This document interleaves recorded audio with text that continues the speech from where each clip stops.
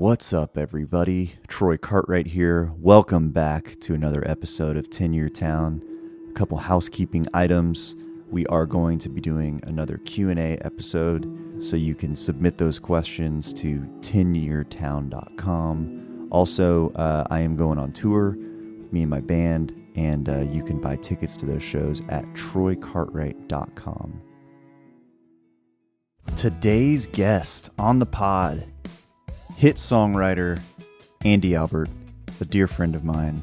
Andy Albert is one of the most talented songwriters I've ever worked with. You know him from his cuts with Dustin Lynch, with Dan Shay, Blake Shelton, and there was this one song that for a while was literally everywhere called Thinkin Bout You. I'm so stoked to have him on the pod today. Please welcome Mr. Andy Albert. What's going on? Just finished writing, dude. Yeah? Yeah, chill. How was it today? Got one. It was good, man. So Dustin and Corey Crowder. Oh, yeah. Does he live here still? No, he's in Georgia full time. Okay. So does he have a house here? County. No, he rents when he comes up here. Airbnb is like 1 week a month. Wow. And then just depending on where. I wonder if that, he's far enough along. Do you think you could, leave town at this point? I don't feel like I'm even close. I need a couple more years of hitting the gas, I think. Yeah. Before I can ease off it. Yeah. Maybe one big catalog thing. Yeah. Like I've sold some stuff and made some money, but one big one. Yeah. You know what I mean? Where you don't need it anymore. I could literally Martin. retire. Martin is he's Yeah. playing for bonus points at this dude. Yeah, he has made a lot of money. Yeah, he's chilling. Well, Andy Albert. Thanks for being here, bro. Thanks for having me, bro. Yeah, just I know it seems like a lot, but just you don't have to look anywhere. It doesn't really matter. No, it's just for grabbing clips later on, you know what I mean? Cool. So I always start this thing off with the same question, which is just how long have you been in town? About a little over 12 years now. Okay. I moved here in 2011, May 1st. So yeah. Okay. Where from? Originally from the north side of Atlanta. Okay. Little town called Roswell. Roswell? Yeah. Not New Mexico? No aliens, but right. I mean, maybe, you know. Yeah. Well, you know. Some weird folks. Yeah. That's awesome. Did you, what was your, so the purpose of this thing is just sort of talking to people. It's sort of the idea would be we're having a cup of coffee. I'm sure you've done that before. Yeah. With some kid that just moved to town and just trying to do that in a cool audio man. medium. But, I think a lot of people are probably pretty familiar with everything that you've done, but people are probably not as familiar with everything it took to get here. All the behind the scenes. Yeah. So it's been 12 years, but even before that, what was your, I guess, were you playing in bands? What was kind of what made you get the bug in the first place? I was in 8th grade and I went on spring break. I hung out with some older kids who would sit around the pool at night, high school kids, whatever, playing covers on guitars. Yeah. Girls were swooning. Dude. They were playing all these songs I loved. And I was like, I need to figure out how to do that. I loved music, grew up around it. Yeah. My dad was a big classic rock guy. Okay. Loved and he loved, some 60s, 70s, singer-songwriter stuff too. Yeah.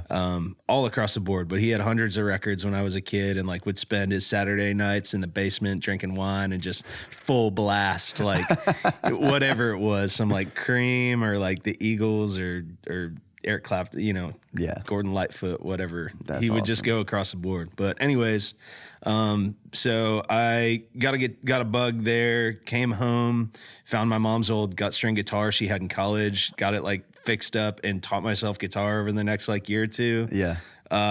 Started a band in high school, kind of had my fun with that. And then I was kind of always the only one who was serious about it. So yeah. I was trying to put it together, get promo pictures taken, send out press kits, try and get noticed. Doing the thing. Totally. booking shows. Yeah, booking shows that our singer might not show up to and all this stuff. And and I was like, oh man, a couple of times of that, I was like, I need to learn how to do all of this on my own. Yeah. So I started singing, took some voice lessons, really learned how to properly work a microphone and do the thing.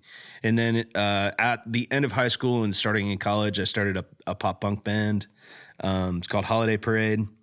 It was like an independent thing, and started off like I did this Verizon Wireless MySpace like national battle of the bands, and was like one of the top finalists in that or whatever. And they put me on the morning shows and all the Atlanta radio stations, and like I got to go in and play, and kind of got the music out there a little bit, got the ball rolling. And then the band, we put out a record my sophomore year of college or junior year of college, that did really well. We started selling tens, thousands, 100,000 units or something like that. Oh, wow. And then, decided to start touring because the opportunity came up. Yeah. I left school, pursued that full time, did that in Atlanta out of Atlanta, I guess, for, 6-7 years, something like that. And then that band split up inevitably, as they do. Yeah. And I wasn't done yet. I still was like, okay, cool. Like what next? Yeah. So I kept writing.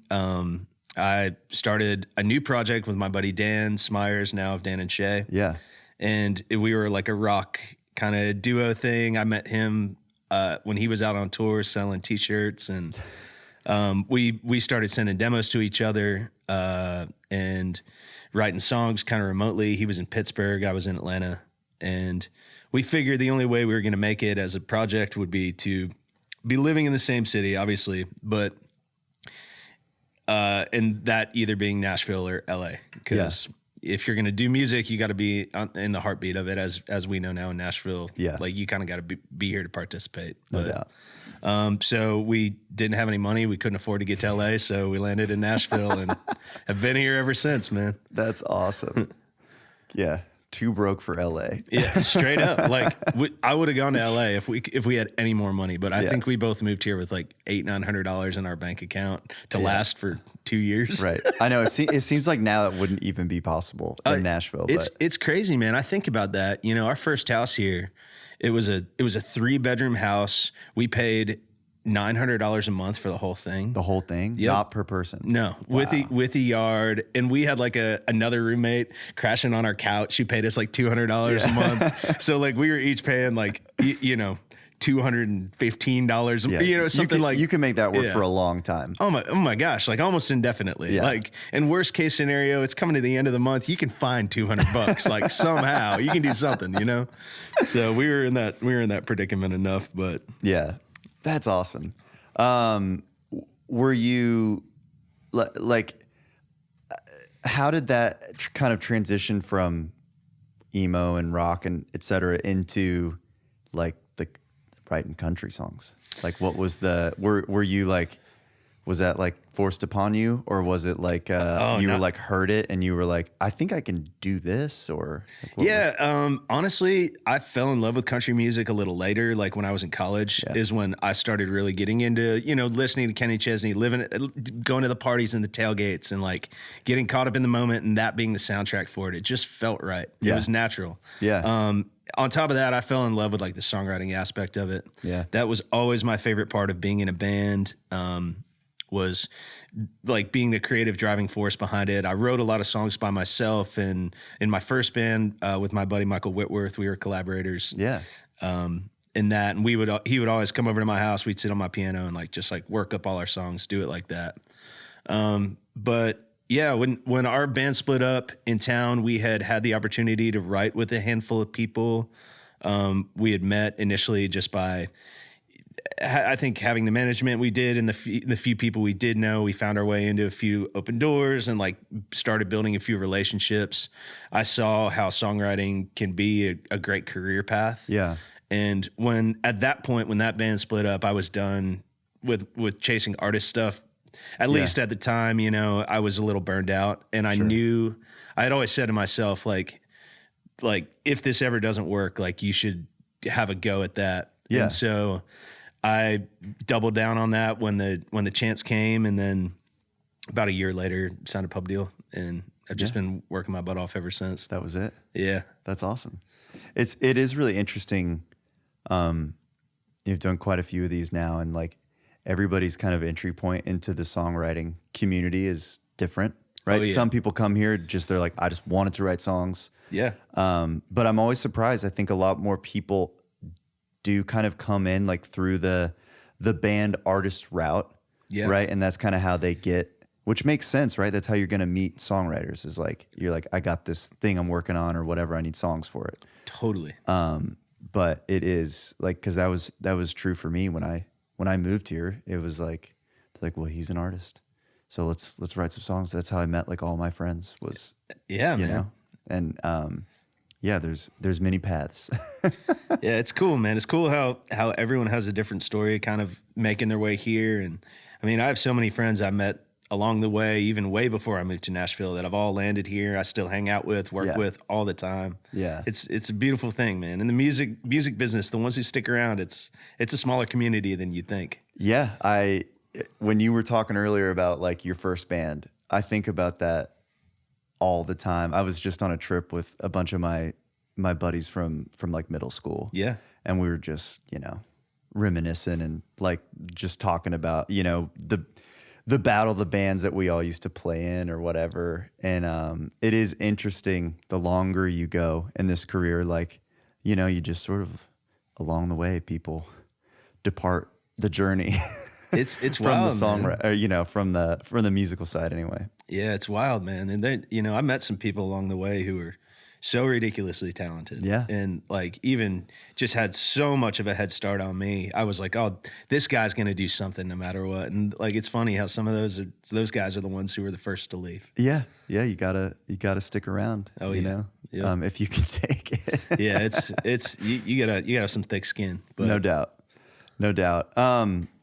Was your first, was this publishing your first one? Was that with Downtown, or was it somewhere else? Yeah. Okay. Yeah. That was my first proper publishing deal. Yeah. Awesome. And like when you first started, like, I think I'm always curious, like, was there a handful of people that you immediately clicked with, or did they send you through kind of everybody? Did you write with everybody and sort of find your people along the way, or?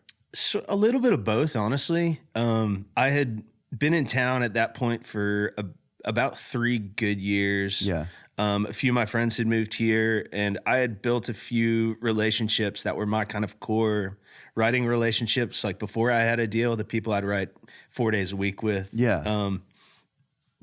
And just found, you know, whoever I clicked with through playing rounds or shows or whatever, and then meeting someone you think you vibe with, writing, and you actually find out you do, and then you just write a bunch of times because you have no one else on your calendar. Yeah, absolutely. But yeah, it kind of started like that, and then when I signed with Downtown, Steve made a handful of introductions, which were great. But I was also still pretty green. I had a lot of growing to do, and a lot of like just learning the ins and outs of making a great song. So he didn't just throw me to the wolves quite so fast. He kind of slow played it over the course of 2-3 years. Like, hey, all right, I think you're ready for this introduction now. And like, I feel like you're kind of at a point where like you would kill it with this now, and we got enough clout to get you in the room, and like whatever. Yeah. So it wasn't super, super fast, and I was definitely like impatient at times about it. But yeah.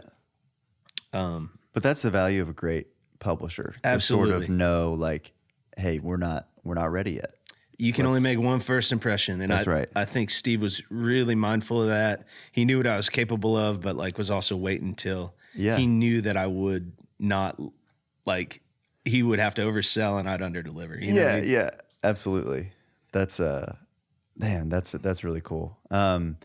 So what was your, like, do you remember what your first cut that you were just absolutely stoked about was? Yeah, I mean, it was a long time into my deal, it took a year or two to get really anything like substantial. Yeah. My first cut was with Steve Moakler, a song called School. I'd been a big fan of Steve forever. Dude, Steve's awesome. It was a song we'd written together, and he recorded it. I was like freaking out. I was like, oh my God, we did it, man. Oh my gosh. Yeah. And then my first, like, after that, shortly after that, Blake Shelton cut She's Got Away with Words. Yeah. It's a big song. Yeah, that was a fun one, man, because it was written by three of us who were, obviously Beeson had a ton of success, but yeah. Wyatt Earp and I, we were kind of just still finding our way, and we took a long shot on that and emailed it to Blake when we were hammered one night. No way. When I found his email and like a forward of a forward of a forward from somebody, it was absolutely Music Row 101 things not to do, but we did it anyway. And in that one circumstance, he hit us back in like 20 minutes and asked to hold the song. It was on hold for a year. He cut it and it became like the second single off that record. Dude, that is wild. Yeah. You just super sleuthed to find his email. And it worked. It worked. Have you ever done that before or since? I've tried since. I send songs to my best friends now and don't get answers out of them. But that one time, for some reason, like the stars lined up, man. And that's awesome. And then he went through his breakup and stuff, and so I think it just started ringing even more and more true after that. Yeah, it was the right song for the time. It was truly like a God thing, man. Yeah, that's awesome. I just love those stories of like, some ridiculous shot in the dark, some moonshot that actually lands, and then you get lucky with the timing of stuff, and that's so funny, man. Yeah, we had nothing to lose, man. And I swear, me and Beeson had just maybe finished off a fifth of Woodford, and we were just I was like, man, like we should just email it to Blake. And he's like, you got his email? I was like, I kind of think I might. We were guessing. It was like it's sort of cryptic, but I was like, that looks like him. So that's so funny. Yeah, he changed it since. So. Yeah, you figured that was probably my fault. That's awesome. Well, since then you've gone on to have a bunch of cuts with artists that I love, and man, I was thinking on the way here, like when you wrote Rednecker, right? And that was like, when was that? Like 2018, 2019? Yes, I think it was 2018. Yeah, like right. January or something. Yeah, on the ski trip. Yeah. It's like where I made almost all of my friends that I still have in Nashville was like on that trip. Yeah, that's when we first met too. I didn't know anybody. I hadn't been in town that long. That was a magic little trip. It was, man. We had a great crew, and I'd never been skiing out in Colorado and stuff. So it was like awesome in that regard, just like having that visual and physical experience. But then we were all on a little Rocky Mountain high. Yeah, man, we were having a good time. Did you? Was Jordan Schmidt III on that? Or yeah. Okay.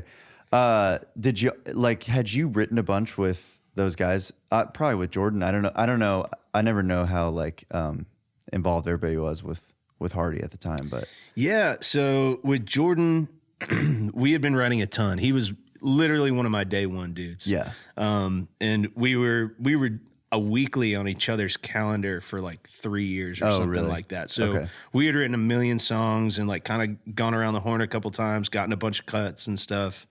And Hardy I'd known for a while. But it was usually just we'd end up at Winners in the afternoon and drink beers together because we all had the same friend group. You know? Yeah, absolutely. And I had never worked with him until like I guess a couple months prior. We had written a few things, and like I was like, this dude's unbelievable. Like, please let me write more with you, bro. Like, and we had written a song a couple weeks before, this kind of trappy thing called Redneck On, and it was like a rap thing. Like, it was really awesome. It's still to this day is like pretty sick. It's a hammer. Yeah. And we wrote that one with James McNair, but me and Hardy, we were kind of scheming all that day at the cabin. We were like, yo, tonight we got to get Jordan like a little buzzed up and get him to play us what he's got, because he won't send the demo. He's still working on it. Yeah. So we're like, we let's just go see if he'll play it for us. Yeah. And so it was like 2 a.m. or something. Yeah. And we were like, Jordan, can you play that for us? He's like, yeah, man, come on, let's go up to the studio. So we went up to the room he was working out of, and he played it. The song sounded so sick. We were just all in. Yeah. And in whatever state my mind was in, I just kind of like at the end of it was like, dude, that sounds so sick. But like, is there any way you can make the track like rednecker? Because it was so hip hop, like these heavy on the trap elements and stuff. And Artie just lit up and looked at me and said, "We're not leaving this room until we write that song." That's awesome. So we didn't even have a guitar. We didn't have a piano. We had nothing. We wrote it in complete silence. No way. Just talked out all the bars and like wrote out the verses and the chorus, and then like 3 months later put it to music. Wow. It was not a conventional songwriting session, but yeah, it's funny, man. Like it was kind of a joke, but then it just turned into like a whole thing. Yeah. Yeah, and he like it just became like a part of the lore, the Hardy lore. Yeah, you know? Dude, absolutely. It was really funny, really organic how that one kind of I love that. That's came awesome. together. I guess you've kind of touched on a little bit already, but I'm always curious about like how people find their crew, their people or whatever. It sounds like you kind of had some relationships moving into Nashville, but was your experience the same as most people's, are like, you write and then go to Red Door and like meet people, and that was sort of how you found your friends, or in Colorado? Yeah, man. I mean, honestly, it was a lot of that. Like it's your drinking buddies become your writing buddies in this town, Yeah. Yeah. Or your writing buddies become your drinking buddies, one or the other. But either way, like they kind of like intermingle, and then like, you go to a happy hour with everybody, and it's like, oh, hey, you got to meet so-and-so. We should write sometime. Oh, then his name comes across my book, or her name, like a couple months later, and it's like, oh, yeah, that's that. Like, you put the association together, so you're excited about the room and everything. Yeah. But, yeah, a lot of it was like that, man. I knew a handful of people before I moved to Nashville. It took some convincing to get some of them to move here. I had to work on Whitworth for about a year before he and his wife Stacy pulled the trigger, but that's awesome. Thankfully they did. He's crushing it. Yeah. And Rohan was a great mutual friend of ours too. He was in that original band with us. Oh, no way. He played guitar for Holiday Parade. So he now works at Warner Brothers. Is an A&R. He's amazing. Has one of the best ears I've ever heard. But he was managing a few writers in town before he took the A&R gig. Okay. And was working with me, Paul DiGiovanni, and Danny Orton. Yeah. So he set us up all the time to like write together. And I'd known Paul from the Boys Like Girls days, doing shows with them like early on and whatever. But yeah, man, a lot of it was just pretty organic. Yeah. A couple publisher first dates that like turned into great friendships, and some, just meeting people out and like hitting it off, or playing a writer's round with someone and being like, this dude's badass. Like, we got to get in. Sure. You know how it is. Yeah. You just said something that made me think back. Like, so I'm going backwards a little bit here, but when you found your first publishing deal, like, or got your first publishing deal, like, how did you originally get connected with Downtown? Like, was it just playing rounds and they were like, you should meet this guy, or what was the... I had like met Steve once at like a random lunch when Dan Shay had first signed to Warner, and he was working over there. Gotcha. He like went out to lunch with them and BJ and a couple of the guys in their band. Excuse me. And we just met, sat at the table next to each other and talked a little bit. Yeah. I knew he was a super sweet guy, and like he was a powerful dude. I mean, still is, obviously, but like, I knew he was, and I was like, okay, cool. Like, he could be, he's someone I can easily talk to. That could be somebody I maybe work with at some point. Yeah. And then about a year later, Leanne Phelan, she was working at ASCAP, heard a bunch of my songs, and had decided to like kind of take me under her wing a little bit and help me out. Intro me to a bunch of publishers, put me in the GPS program they had at ASCAP, which is like the early songwriters kind of teaching you the ropes, like introing you to people, like putting some shows together. It was cool. But she had been old friends with Steve. She had worked for him like 10 years prior or something like that. Yeah. And introduced us right when Steve had left Warner and was starting Downtown. Okay. He was looking for some fresh, new people and some young talent. And I we sat down one day. Steve didn't even have an office yet, but Leanne let us use her office. We sat down one afternoon, hung out for 2 hours. I played him every song I'd ever written, told him my whole story, and he was like, cool, like, let's do it. No way. So he was the first. He was the first offer I had who stepped up to the plate, and so I was like, man, you took a leap of faith on me. Like, let's go. Let's do it. So signed a deal a couple months after that. Yeah. It worked out for everybody. Yeah, off to the races, man. Yeah. What is your kind of your process? Like we've written a bunch of songs together, and I always think of you as someone who always comes in with like a dope idea. You always got something cooking. Thanks, man. I appreciate you saying so that. do you spend a lot of time like on your preparation, or do you like are you filling up a hook book? Like what's kind of your process for sourcing ideas and like, you know, trying to be valuable in the room or whatever? Yeah, I spend a ton of time with preparation, man. That's honestly one of my favorite parts of the process. Really?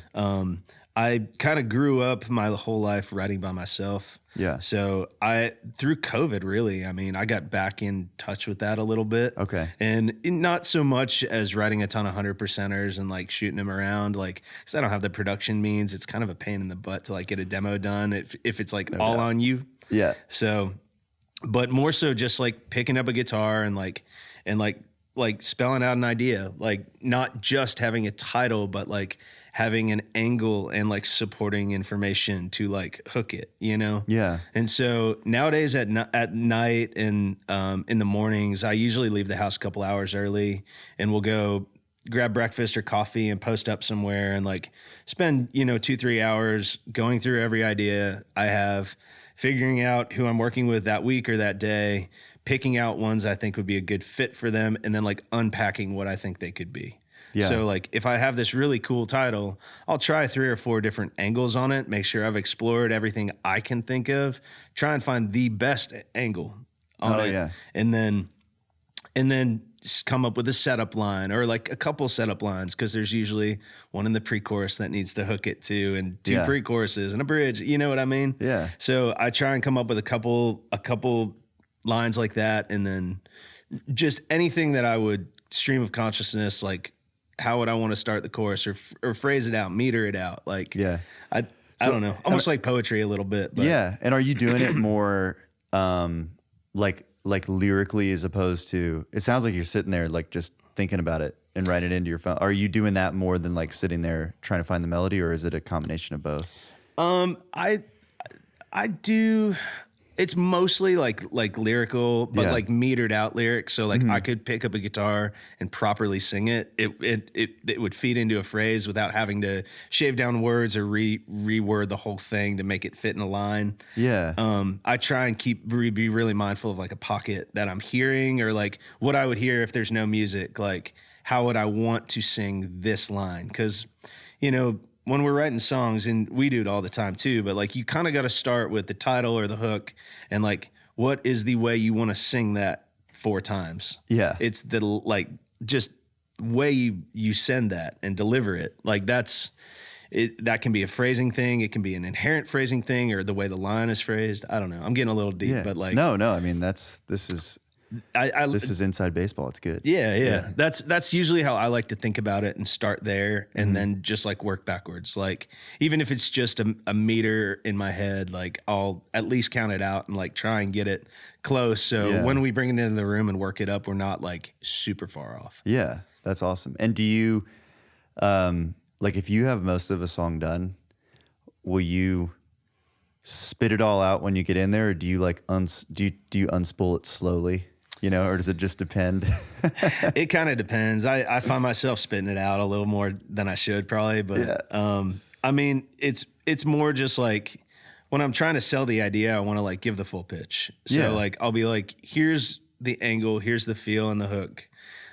Here's how I hear the hook landing, and then here's some lines that could be what we use, could not be, I don't care. But like here's something that like these kinds of things will feed what I'm trying to get across. Absolutely. Or here's a general, if the verse was about this and the chorus was about this and the second verse went here, even if there's nothing more than just like what those are, that can be enough to like save hours throughout the day. And then when you hit that 3 o'clock banging your head against the wall thing where the song's good but not great, or we don't have it, or we took like a slightly wrong avenue somewhere along the way, it prevents and avoids all that. Because I've done that ahead of time. Like I've went down every dead end and been like, this is a good way to write it, this is a good way to write it, but this is the way to write it. Yeah, this is the right way. You know? Did you always, at least in my opinion. Yeah.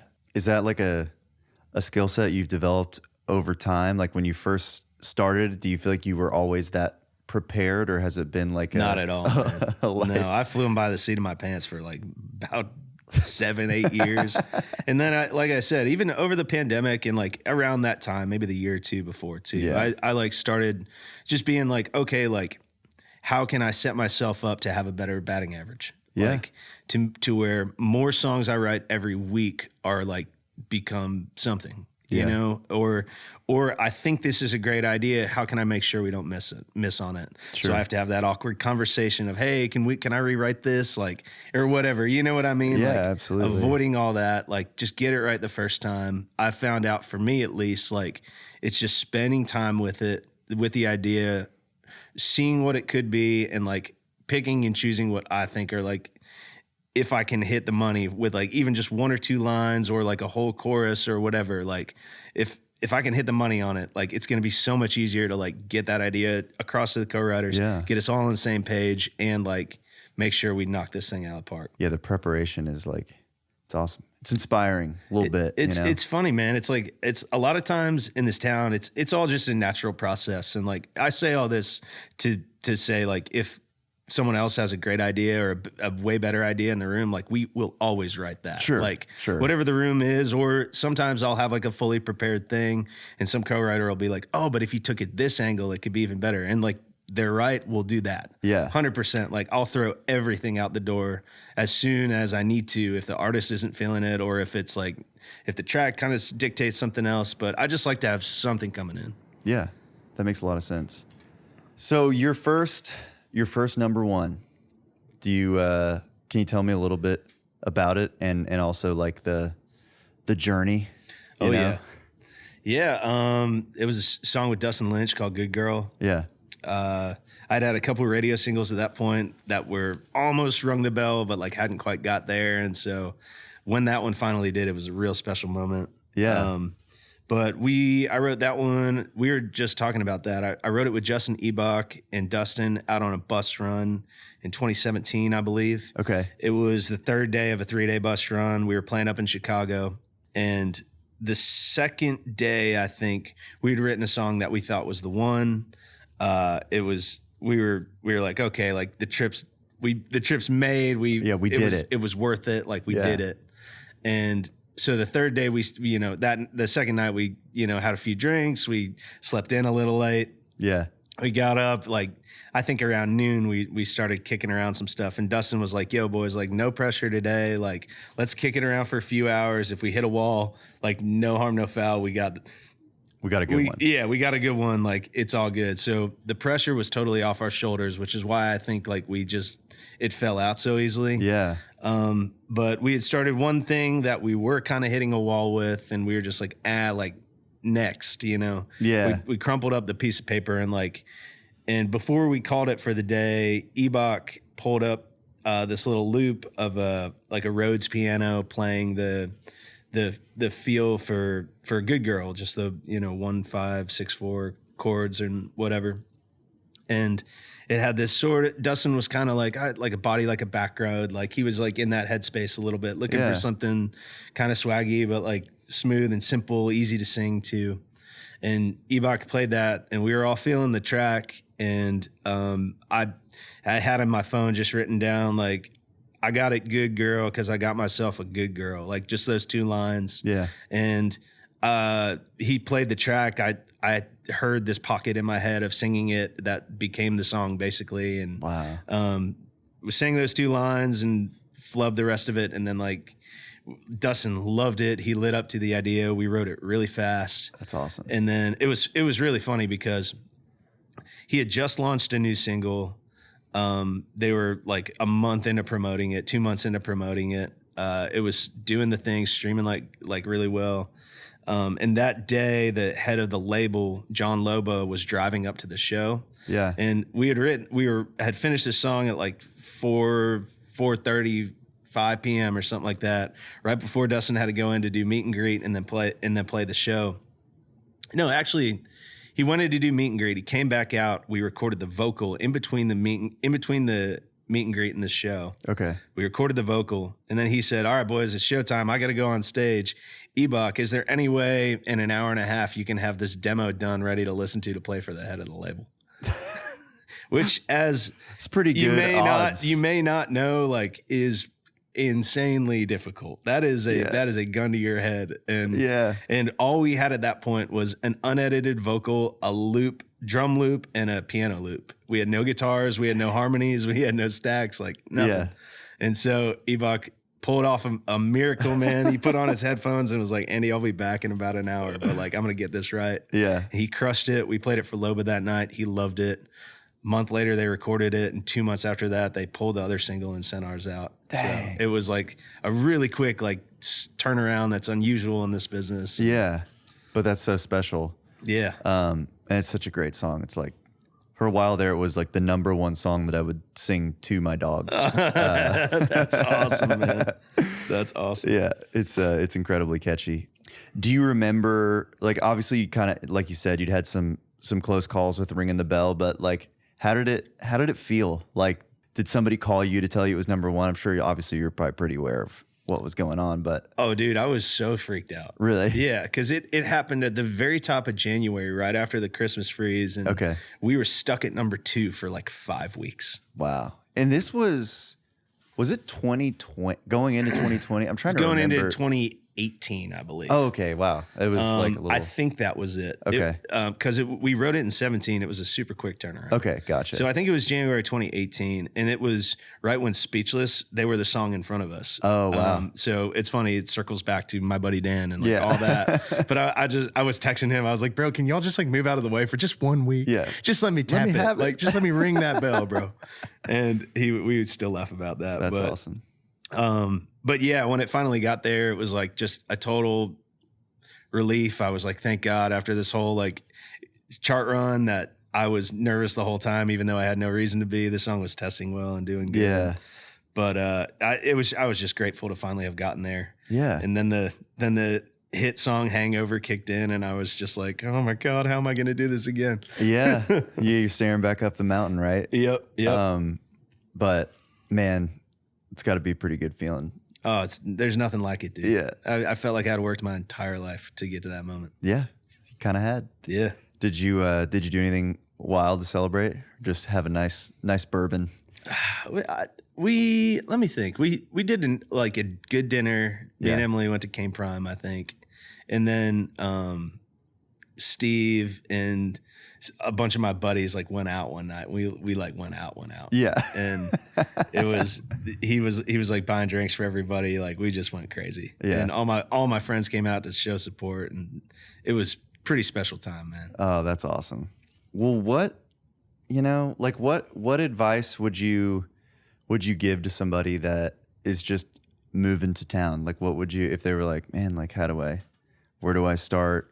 What's the best thing you could say to me? Like, you got any words of wisdom for the young songwriter out there?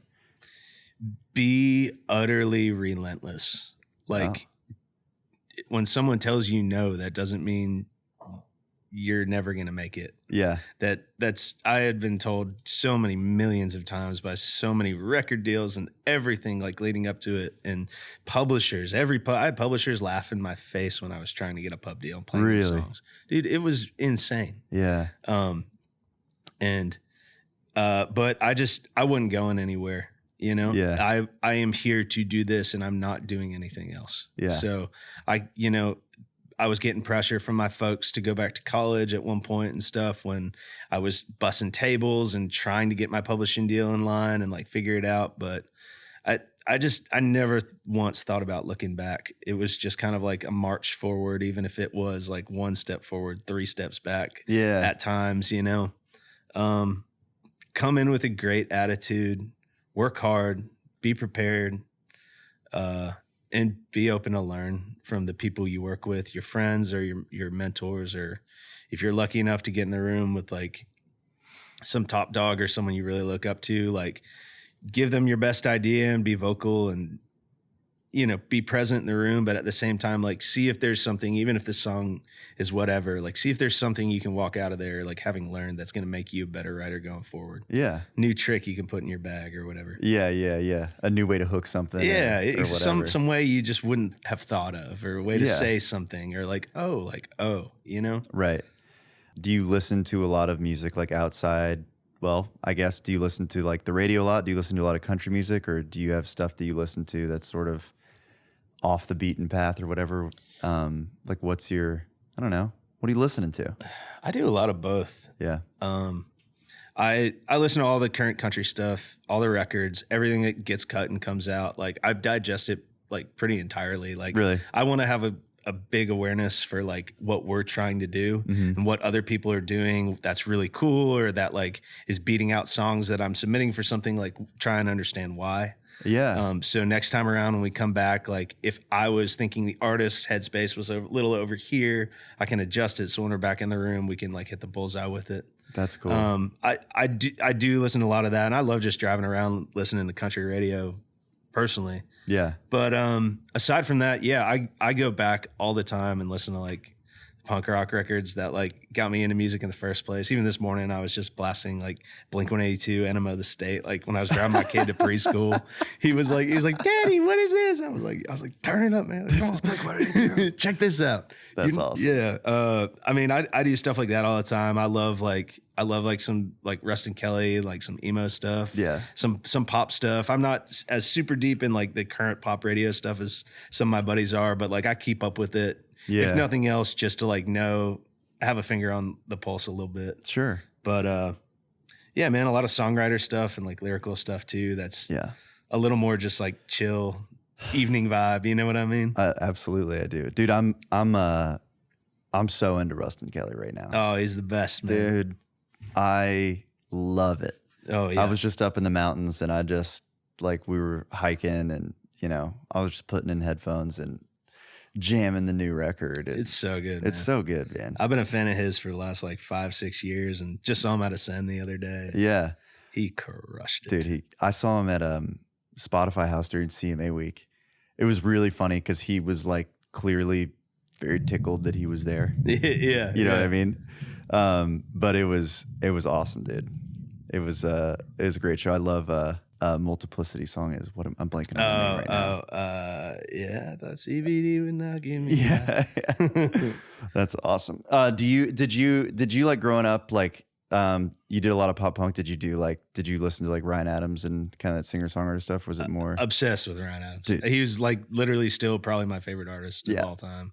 Yeah, Heartbreaker like changed my life. Same. Yeah. Somebody left it in my buddy in high school, Kevin Ward, left it in my truck. Oh yeah. And like 2 days later, he's like, "Hey man, can I have that CD back?" I was like, "No, this is mine now." Yep. This is like, it like peeled the top off my brain. Same. It was just so. That and Gold like were my two with him, like that. I got into it and then went backwards to like all the Whiskey Town stuff. Yeah. Like same. He inspired a lot of what I love, and a lot of what I love about like country music, like the simplicity and the concise lyric, and like just how each line is supposed to make you feel something. I mean, it was more rootsy Americana, but like it's not that far off from like what's popping now at country music, as Zach Bryan, or like some of the stuff that's absolutely. You know? I think that's what's so cool about country music too, is it's such a big tent, so to speak. Yeah. And I love the ability to like, I think I operate more in like the poppier space a lot of times, but I love like you can make it all mean something, right? You can make every lyric count, and you can, you know, I mean, at the end of the day, we're just trying to make people feel something. Absolutely. And that does not have like, that doesn't really matter what genre it is. Yeah. You know? I agree, man. That's the beauty of country music, I think, is that it's simple, it's concise, it tells a story. It's like the straightest possible line from the heart of the singer to the heart of the listener. Yeah. Like there's no like roundabout curves and stuff. It is just like, here's the simplest, most direct way to like make you feel this. Yeah. And I don't know. I like that's such a great challenge. Like Yeah. we can dress it up all day, but like it's cool to like boil it down to like the essential. Well, and it's all kind of like wrapping paper, right? Like, Yeah. and there's a lot of people who I feel like spend a lot of time worrying about like the genre. It's like, this is country music or this isn't country music or whatever, but no one, I don't think that the listener really thinks about it that way. No. They think about, does this make me feel Totally something? And you know what? Like some country music is like meant to be listened to on your back deck or on a boat. Yeah. That's the best part of it. Like sometimes it's meant to be listened to in your car when you're like crying at a red light. Yeah. It's, you know, there is Florida Georgia Line and Chris Stapleton, and they coexist in the They're same. literally on the same radio station. Yeah, on the same radio station. And it like makes sense too. That's the beauty of it, I think, man. Cause when I was trying to be an artist, my biggest issue was always wanting to write too many different kinds of songs or sound like too many different things at once. That was what always held up my bands. But yeah, now, like when I'm writing with a different artist every day, that's like my strong suit. you don't have to choose. Totally. I can play that card in my favor. I can go write songs with Dan and Shay, or I can go write songs with Hardy, or I can go write some like emo kind of sounding thing for whoever. It doesn't matter. Like, we get to wear all these different hats, and like I like thrive because of that. Yeah, it's I hate to choose. Totally. I want it all, and I want to write it all. Like I like it all. I like it all, and I love songwriting so much that like that's what I love about Nashville is like, you know, like you said, one day you can write like in your case for Dan and Shay, and the next like be writing with Stephen Wilson Jr. or something. Like, 100%. There's no rules. No, and you can kind of as a songwriter be a chameleon, and it's fun, man. It keeps it all fresh, and you never get too stale or feel like you're writing the same song too many times. Yeah, because it's like then just switch it up, go write with somebody else or a new combo or a new artist, and like inject a little like excitement into it again. Yeah, that's awesome. All right. Well, Andy Albert, thank you so much for being here. Oh, Troy Cartwright, I appreciate you. All right. See you later. That's it. That's the pod. Thanks, everybody, for listening. Keep rating, keep reviewing, keep subscribing. We love you. Talk to you soon. Bye.